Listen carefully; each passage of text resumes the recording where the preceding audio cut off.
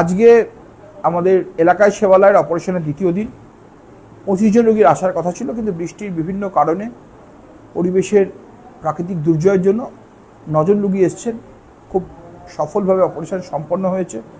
আমরা আশা রাখছি আগামী দিনেও একই রকমভাবে আমরা চোখের অপারেশন চালিয়ে যাব। এটা খুব ভালো উদ্যোগ। সমাজে এক শ্রেণীর মানুষ, অসহায় মানুষদের খুব উপকার হচ্ছে। আমাদের মাননীয় বিধায়ক ডক্টর সপ্তর্ষি ব্যানার্জি খুব ভালো উদ্যোগ কাজ করছে। সেবালয় বলে একটা পরিকল্পনা উনি করলেন, সে থেকেই হচ্ছে ডাক্তারবাবু আমাদের গাছাবু গ্রাম পঞ্চায়েতে ক্যাম্প করে ওখান থেকেই আমরা যোগাযোগ পেলাম, ফ্রি ক্যাম্প।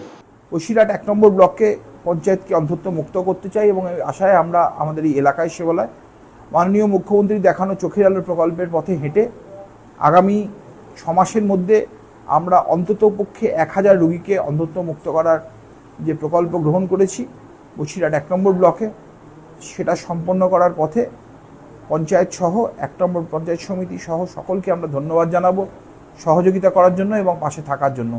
আশা রাখবো প্রত্যেকের চোখের আলো সুন্দরভাবে ফিরে আসুক। নমস্কার। বিনা খরচে চিকিৎসা হলাম। আমরা চিকিৎসা করতে পারলাম না, গরিব মানুষ, বিনা পয়সায়।